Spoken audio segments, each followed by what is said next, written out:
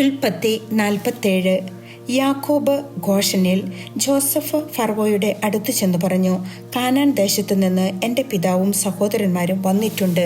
അവരുടെ ആടുമാടുകളും അവർക്കുള്ള സകലതും കൂടെ കൊണ്ടുവന്നിട്ടുണ്ട്. അവരിപ്പോൾ ഗോഷൻ ദേശത്താണ്. തൻ്റെ സഹോദരന്മാരിൽ 5 പേരെ അവൻ ഫറവോയുടെ മുമ്പിൽ കൊണ്ടുചെന്നു. അവൻ്റെ സഹോദരന്മാരോട് ഫറവ ചോദിച്ചു, നിങ്ങളുടെ തൊഴിൽ എന്താണ്? അവർ പറഞ്ഞു, അങ്ങയുടെ ദാസർ ഇടയന്മാരാണ്. ഞങ്ങളുടെ പിതാക്കന്മാരും അങ്ങനെയായിരുന്നു. അവർ തുടർന്നു പറഞ്ഞു, ഇവിടെ താമസിക്കാനാണ് ഞങ്ങൾ വന്നിരിക്കുന്നത്.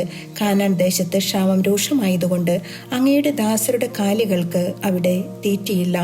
ദയചെയ്ത് ഗോഷൻ ദേശത്ത് താമസിക്കാൻ ഞങ്ങളെ അനുവദിക്കണം. അപ്പോൾ ഫറവോ ജോസഫിനോട് പറഞ്ഞു, നിന്റെ പിതാവും സഹോദരന്മാരും നിന്റെ അടുത്തേക്ക് വന്നിരിക്കുന്നു. ഈജിപ്ത് ദേശം മുഴുവനും നിനക്ക് അധീനമാണ്. നാട്ടിൽ ഏറ്റവും നല്ല സ്ഥലത്ത് നിന്റെ പിതാവിനെയും സഹോദരന്മാരെയും പാർപ്പിക്കുക. അവർ ഗോഷൻ ദേശത്ത് താമസിക്കട്ടെ. അവരിൽ കാര്യശേഷിയുള്ളവരെ നിനക്കറിയാമെങ്കിൽ എൻ്റെ കാലികളെ അവരെ ഭരമേൽപ്പിക്കുക. അതിനുശേഷം ജോസഫ് തൻ്റെ പിതാവായ യാക്കോബിനെ ഫറവോയുടെ മുമ്പിൽ കൊണ്ടുചെന്നു. യാക്കോബ് ഫറവോയെ അനുഗ്രഹിച്ചു. നിങ്ങൾക്ക് വയസ്സ് എത്രയായി? ഫറവോ ചോദിച്ചു.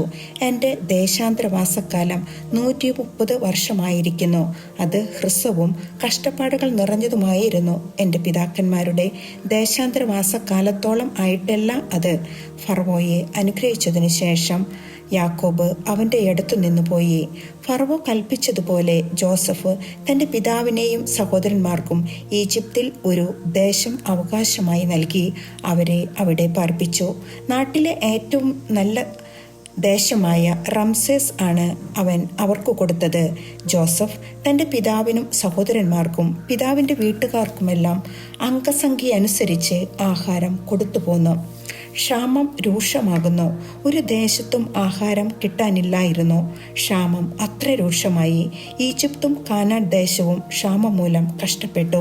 ഈജിപ്തിലെയും കാനാൻ ദേശത്തിലെയും പണം മുഴുവൻ ആളുകൾ വാങ്ങിയ ധാന്യത്തിൻ്റെ വിലയായി ജോസഫ് ശേഖരിച്ചു. അത് ഫറവോയുടെ ഭവനത്തിലെത്തിച്ചു. ഈജിപ്തിലും കാനാനിലുമുള്ള പണമൊക്കെയും തീർന്നപ്പോൾ ഈജിപ്തുകാർ ജോസഫിൻ്റെ അടുത്ത് വന്നു പറഞ്ഞു, ഞങ്ങൾക്ക് ആഹാരം തരുക. അങ്ങയുടെ മുമ്പിൽ കിടന്ന് ഞങ്ങൾ മരിക്കാൻ ഇടയാകരുത്. ഞങ്ങളുടെ പണമെല്ലാം തീർന്നുപോയി. ജോസഫ് പറഞ്ഞു, പണം തീർന്നെങ്കിൽ കന്നുകാലികളെ തരുക. കാലികൾക്ക് പകരമായി ഞാൻ ആഹാരം തരാം. തങ്ങളുടെ കന്നുകാലികളെ അവർ ജോസഫിൻ്റെ അടുത്ത് കൊണ്ടുവന്നു. കുതിരകൾക്കും ആടുമാടുകൾക്കും കഴുതകൾക്കും പകരമായി അവൻ അവർക്ക് ആഹാരം കൊടുത്തു. അവൻ അവരുടെ കന്നുകാലികൾക്കെല്ലാം പകരമായി അവർക്ക് 1 വർഷത്തേക്ക് ആഹാരം നൽകി.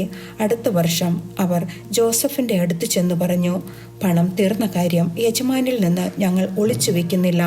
ഞങ്ങളുടെ കന്നുകാലികളും അങ്ങയുടേതായി. ഞങ്ങളുടെ ദേഹവും നിലവുമല്ലാത്ത ഞങ്ങൾക്കിനി ഒന്നും ബാക്കിയില്ലെന്ന് അങ്ങേക്ക് കാണാമല്ലോ.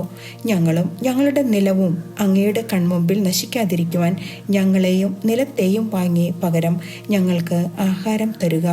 ഞങ്ങളും നിലവും ഫറവോയ്ക്ക് അടിമകളായിരുന്നു കൊള്ളാം. ഞങ്ങൾ മരിച്ചു പോകാതിരിക്കാനും നിലം ശൂന്യമാകാതിരിക്കുവാനും വേണ്ടി ഞങ്ങൾക്ക് ധാന്യം നൽകുക. അതുകൊണ്ട് ജോസഫ് ഈജിപ്തിലെ നിലം മുഴുവൻ ഫറവോയ്ക്ക് വേണ്ടി വാങ്ങി. ക്ഷാമം വളരെ കഠിനമായി തീർന്നതിനാൽ ഈജിപ്തുകാരെല്ലാവരും തങ്ങളുടെ നിലം വിറ്റു. അങ്ങനെ നിലമെല്ലാം ഫറവോയുടേതായി. ഈജിപ്തിൻ്റെ ഒരറ്റം മുതൽ മറ്റേ അറ്റം വരെയുള്ള സകലരും അടിമകളായി. പുരോഹിതന്മാരുടെ നിലം മാത്രം അവൻ വാങ്ങിയില്ല. പുരോഹിതർക്ക് ഉപജീവനത്തിനായി ഫറവോ ഒരു വിഹിതം നിശ്ചയിച്ചിട്ടുണ്ടായിരുന്നു. അതിനാൽ അവർ തങ്ങളുടെ നിലം വിറ്റില്ല. ജോസഫ് ജനങ്ങളോട് പറഞ്ഞു, ഇന്നു ഞാൻ നിങ്ങളെയും നിങ്ങളുടെ നിലത്തെയും ഫറവോയ്ക്കായി വാങ്ങിയിരിക്കുന്നു. ഇതാ വിത്ത്, കൊണ്ടുപോയി വിതച്ചു കൊള്ളുവേൻ. കൊയ്യുമ്പോൾ 5-1 ഫറവോയ്ക്ക് കൊടുക്കണം. 4 നിങ്ങളുടേതായിരിക്കും. വിത്തിനായും നിങ്ങൾക്കും വീട്ടുകാർക്കും കുഞ്ഞുങ്ങൾക്കുമുള്ള ആഹാരത്തിനായും അതെടുത്തുകൊള്ളുക. അവർ പറഞ്ഞു, അങ്ങ് ഞങ്ങളുടെ ജീവൻ രക്ഷിച്ചു. യജമാനന് ഞങ്ങളിൽ കൃപയുണ്ടാകണം. ഞങ്ങൾ ഫറവോയുടെ അടിമകളായിരുന്നു കൊള്ളാം. അങ്ങനെ ജോസഫ് ഈജിപ്തിലെ നിലത്തെ സംബന്ധിച്ച് 5-1 ഫറവോയ്ക്ക് എന്നൊരു നിയമം ഉണ്ടാക്കി. അത് ഇന്നും നിലനിൽക്കുന്നു. പുരോഹിതന്മാരുടെ നിലം മാത്രം ഫറവോയുടേതായിരുന്നില്ല. യാക്കോബിൻ്റെ അന്ത്യാഭിലാഷം.